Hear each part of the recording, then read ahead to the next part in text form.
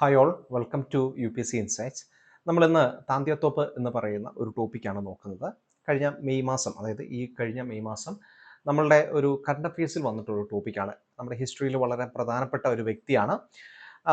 1857 റിവോൾട്ടിൽ നമ്മുടെ നാനാ സാഹിബിനോടൊപ്പം പിന്നീട് ഝാൻസി റാണിയോടൊപ്പവും യുദ്ധം ചെയ്യുകയും വളരെ വലിയ രീതിയിൽ ഇംഗ്ലീഷ് ഈസ്റ്റ് ഇന്ത്യ കമ്പനിക്ക് ഒരു തലവേദന സൃഷ്ടിക്കുകയും ചെയ്ത ഒരു 1857 റിവോൾട്ടിലെ ഒരു പോരാളിയാണ് അദ്ദേഹം. അപ്പോൾ അദ്ദേഹവുമായിട്ട് ബന്ധപ്പെട്ട ചില കാര്യങ്ങൾ നമുക്ക് നോക്കാം. മധ്യപ്രദേശ് സ്റ്റേറ്റ് ആർക്കൈവ്സിൽ 1857 റിവോൾട്ടിന്റെ സമയത്ത് നമുക്ക് ലഭിച്ചിട്ടുള്ള ഒരു മാനുസ്ക്രിപ്റ്റിൽ അദ്ദേഹത്തിന്റെ ഓട്ടോഗ്രാഫായിട്ടുള്ള ചില രേഖകൾ നമുക്ക് ലഭിച്ചിട്ടുണ്ട്. ഈ 1857 റിവോൾട്ടുമായിട്ട് ബന്ധപ്പെട്ടിട്ട് നമുക്ക് ഒരു മിലിറ്ററി സ്ട്രാറ്റജി, ലോജിസ്റ്റിക്സ്, കമ്മ്യൂണിക്കേഷൻ തുടങ്ങുന്ന കാര്യങ്ങളെക്കുറിച്ച് ലഭിച്ചിട്ടുള്ള ഏറ്റവും പ്രധാനപ്പെട്ട തെളിവാണത്. അതുകൊണ്ട് തന്നെ നമുക്ക് ഇനി വരുന്ന UPSC പ്രിലിമിനറി എക്സാമിനേഷനും മേ ബി നമുക്ക് മെയിൻസ് എക്സാമിനേഷനും ഒക്കെ വളരെ ഇമ്പോർട്ടൻ്റ് ആയിട്ടുള്ള ഒരു ഭാഗമാണിത്. ബജിറാവോ രണ്ടാമൻ എന്ന് പറയുന്ന അവസാനത്തെ മറാത്ത പേഷ്വായുടെ സീനിയർ നോബിളായിരുന്നു താന്തിയത്തോപ്പ്. അപ്പോൾ ഈ മറാത്ത പേഷ്വാമാരെന്ന് പറയുന്നത് പരമ്പരാഗതമായി മറാത്ത സാമ്രാജ്യത്തിലെ ഭരണാധികാരികളാണ്. എന്ന് വെച്ച് കഴിഞ്ഞാൽ രാജാവല്ല, ഭരണാധികാരികളാണ്. അത് അവർ പ്രധാനമന്ത്രിമാരാണ്. അപ്പോൾ ഈ ചക്രവർത്തിമാർ അവർ കൊട്ടാരത്തിൽ ഒരു നോമിനലായിട്ടുള്ള ഒരു റൂളറായിട്ട് അവിടെ നിൽക്കുന്നു. ഡെഫാക്റ്റോ അധികാരങ്ങളെല്ലാം ഈ പറയുന്ന പേഷ്വായ്ക്കാണ് ലഭിക്കുന്നത്. പൂനെയിലാണ് പേഷ്വയുടെ ആസ്ഥാനം എന്ന് പറയുന്നത്. ഇദ്ദേഹവും വിവിധ മറാത്ത സർദാർമാരുടെ കുടുംബങ്ങളും കൂടെ ചേർന്നിട്ടാണ് ഭരണം നടത്തിക്കൊണ്ടിരുന്നത്. 1818 അവസാനം നടന്ന ഇംഗ്ലീഷുകാരും മറാത്താസും തമ്മിലുള്ള യുദ്ധത്തിൽ ഇവർ പൂർണ്ണമായി പരാജയപ്പെടുകയും ഇവരുടെ മുഴുവൻ പ്രദേശങ്ങളും ബോംബെ പ്രസിഡൻസിയുടെ ഭാഗമാക്കി മാറ്റുകയും ചെയ്തു. അങ്ങനെയുള്ള ഒരു അവസ്ഥയിൽ ഇവർ ഇനിയും പ്രശ്നങ്ങളൊന്നും ഉണ്ടാകാതിരിക്കാൻ വേണ്ടിയിട്ട് നമ്മളുടെ ഈ ഇംഗ്ലീഷ് ഈസ്റ്റ് ഇന്ത്യ കമ്പനി ഇവർക്ക് വർഷാവർഷം പെൻഷൻ കൊടുക്കും. അന്നത്തെ നമ്മൾ ഇന്ന് നോക്കുമ്പോൾ ഒരു ചെറിയ എമൗണ്ട് ആണെങ്കിലും അന്നത്തെ കാലത്ത് നമ്മൾ ലക്ഷങ്ങൾ വിലമതിക്കുന്ന ഒരു എമൗണ്ട് ആണ് ഈ പെൻഷൻ എന്ന് പറയുന്നത്. അപ്പോൾ അക്കാലത്ത് പല രാജാക്കന്മാർക്കും, പ്രത്യേകിച്ച് ഹിന്ദു രാജാക്കന്മാർക്ക് സ്വന്തമായിട്ട് മക്കളില്ലെങ്കിൽ ദത്തെടുക്കുന്ന ഒരു രീതിയുണ്ട്. ഈ ദത്തുപുത്രനായിരിക്കും അടുത്ത രാജാവ്. അപ്പോൾ ഈ ബജിറാവോ രണ്ടാമന്റെ ദത്തുപുത്രനായിരുന്നു നാനാ സാഹിബ്. ഈ നാനാ സാഹിബിന് സ്വാഭാവികമായിട്ടും പെൻഷൻ ലഭിക്കണം. അപ്പോൾ പെൻഷൻ ലഭിക്കണം എന്നുള്ളത് കൊണ്ട് തന്നെ അതിന് എന്താണ് ഈ പറയുന്ന ഒരു ചില ക്രൈറ്റീരിയസ് ഉണ്ടായിരുന്നു. അതിൽ 1850കളിൽ ഇന്ത്യ ഭരിച്ചിരുന്ന ഗവർണർ ജനറൽ ആയിരുന്ന ഡൽഹൌസി അദ്ദേഹം ചില മാറ്റങ്ങൾ കൊണ്ടുവന്നു. അദ്ദേഹം ഒരു ഡോക്ട്രിൻ ഓഫ് ലാപ്സ് എന്ന് പറയുന്ന പുതിയൊരു ആശയം നടപ്പിലാക്കി. അതിൽ അനുസരിച്ചിട്ട് ഒരു ഹിന്ദു രാജാവിന് സ്വന്തമായിട്ട് ഒരു എന്താ പറയുക നാച്ചുറൽ ആയിട്ടുള്ള ഒരു ഹെയർ ഇല്ലെങ്കിൽ അദ്ദേഹത്തിൻ്റെ ദത്തുപുത്രന്മാർക്ക് അധികാരമോ അല്ലെങ്കിൽ അവർക്ക് ലഭിക്കേണ്ട ഇംഗ്ലീഷ് ഈസ്റ്റ് ഇന്ത്യ കമ്പനി കൊടുക്കുന്ന പ്രൊട്ടക്ഷനോ ഒന്നും ലഭിക്കത്തില്ല.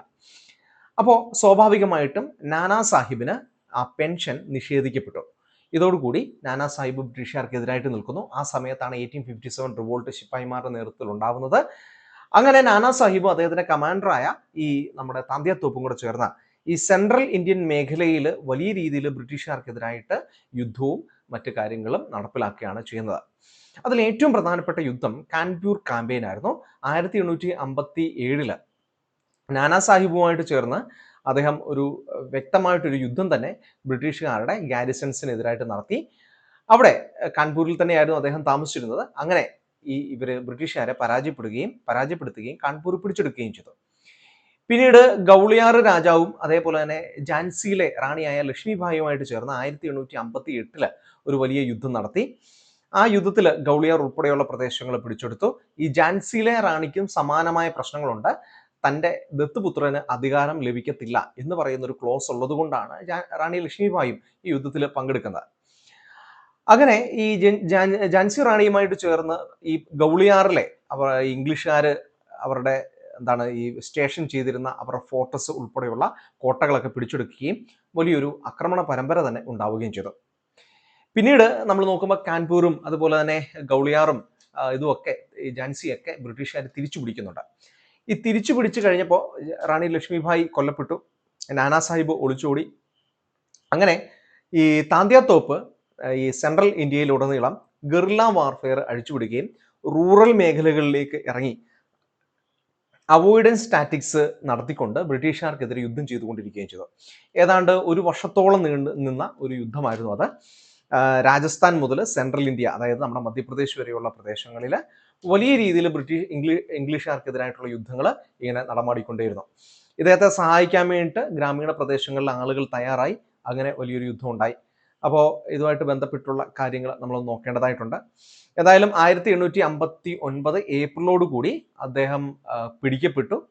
1859 ഏപ്രിൽ 18 ശിവപുരി എന്ന് പറയുന്ന സ്ഥലത്ത് വെച്ച് അദ്ദേഹത്തെ തൂക്കിക്കൊല്ലുകയും ചെയ്തു. ഇദ്ദേഹത്തെ ചതിച്ചാണ് ബ്രിട്ടീഷുകാർ പിടികൂടിയത്. അദ്ദേഹത്തിന് സംരക്ഷണം കൊടുത്തിരുന്ന നാർവാർ എന്ന് പറയുന്ന പ്രദേശത്തിന്റെ രാജാവ് മൻസിങ് അദ്ദേഹത്തെ ചതിക്കുകയാണ് ചെയ്തത്. അങ്ങനെ അദ്ദേഹത്തെ പിടികൂടി അദ്ദേഹത്തെ കൊന്നുകളയുകയും ചെയ്തു. ഇനി അദ്ദേഹത്തിന്റെ യഥാർത്ഥ പേര് രാമചന്ദ്ര പണ്ടൂറങ്ക യവാൽക്കർ എന്നാണ്. ഇതും കൂടി നമ്മൾ ഒന്ന് പ്രത്യേകം നോക്കണം. അദ്ദേഹത്തെ തൂക്കിക്കൊന്ന വർഷം നമുക്ക് നോക്കണം. ഈ പറയുന്നതിൽ പ്രധാനമായിട്ട് ഈ ഡോക്ടർ ഓഫ് ലാപ്സിയുമായിട്ട് ബന്ധപ്പെട്ടിട്ട് എങ്ങനെയാണ് നാനാ സാഹിബ് ഈ നേതൃനിരയിലേക്ക് വന്നത് നമുക്ക് നോക്കാം. ഇനി അതേപോലെ തന്നെ ഈ റാണി ലക്ഷ്മിഭായിയുമായിട്ട് ചേർന്നും ഒക്കെ നടത്തിയിട്ടുള്ള പ്രധാനപ്പെട്ട യുദ്ധങ്ങൾ, കാൺപൂർ ക്യാമ്പയിൻ, ഇങ്ങനെയുള്ള കാര്യങ്ങളാണ് നമ്മൾ പ്രധാനമായി നോക്കേണ്ടത്. അപ്പോൾ ഇതുമായിട്ട് ബന്ധപ്പെട്ട ചോദ്യങ്ങളായിരിക്കും നമുക്ക് താന്ത്യത്തോപ്പുമായിട്ട് ബന്ധപ്പെട്ട് വരിക. അപ്പോൾ ഇതിൻ്റെ ഒരു ഒരു കോണ്ടെക്സ്റ്റും കൂടെ നമ്മൾ മനസ്സിലാക്കണം. മധ്യപ്രദേശിലെ സ്റ്റേറ്റ് ആർക്കൈവിൽ ലഭിച്ചിട്ടുള്ള വിവരങ്ങളാണ്. ഇനി നമുക്ക് ഒന്ന് രണ്ട് കാര്യങ്ങളോട് നോക്കാം. ഒന്ന് രണ്ട് വാക്കുകൾ ഒന്ന് ഓർത്തു വെക്കേണ്ടതായിട്ടുണ്ട്. അതിലേറ്റവും പ്രധാനമാണ് ഗനിമി കാവ. ഗനിമി കാവ ട്രഡീഷൻ എന്ന് പറയുന്നത് ഈ 1858-59 കാലഘട്ടത്തിൽ മധ്യപ്രദേശ് മുതൽ നമ്മുടെ മധ്യപ്രദേശ് എന്ന് പറഞ്ഞാൽ നമ്മുടെ സെൻട്രൽ ഇന്ത്യ മുതൽ നമ്മുടെ ഈ രാജസ്ഥാൻ വരെയുള്ള പ്രദേശങ്ങളിൽ താന്ത്യത്തോപ്പ് നടത്തിയിട്ടുള്ള ഗിർല വാർഫെയറിനെ വിളിക്കുന്ന പേരാണ്. ഇവിടെ സെൻട്രൽ ഇന്ത്യയിൽ ഉടനീളം ഗനിമി കാവ എന്ന് പറയുന്ന രീതിയിലുള്ള ഒരു യുദ്ധതന്ത്രം തന്നെയാണ് അദ്ദേഹം മുന്നോട്ട് വെച്ചത്. അപ്പോൾ നമുക്ക് ഈ ഡൽഹി, ലക്നൗ, കാൺപൂർ തുടങ്ങുന്ന മേഖലകളിലാണ് പ്രധാനമായി വിപ്ലവം ഉണ്ടായത്. പിന്നീട് ആ വിപ്ലവത്തെ എല്ലാം ഇംഗ്ലീഷ് ഈസ്റ്റ് ഇന്ത്യ കമ്പനി അടിച്ചമർത്തിയതിനു ശേഷമാണ് ഇത്തരം ഗ്രാമീണ മേഖലകൾ കേന്ദ്രീകരിച്ചുള്ള ഗിർല വാർഫെയർ, ഗനിമി കാവ, അതൊന്ന് പ്രത്യേകം ഓർത്തു വെക്കേണ്ടതാണ്, ഇമ്പോർട്ടൻ്റ് ആണ്. ഈ ഒരു ട്രഡീഷനിൽ ഗിർല വാർഫെയർ നടത്തിയത്.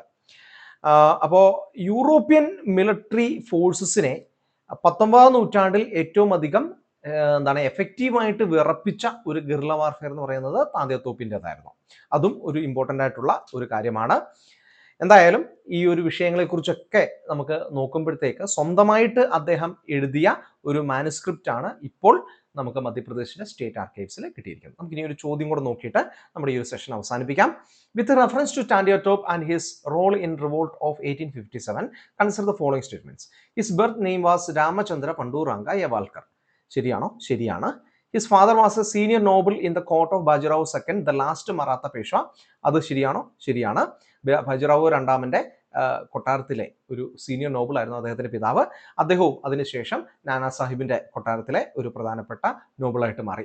He joined the forces with Rani Lakshmibai of Jhansi to capture the strategic fortress of Gwalior in early 1858.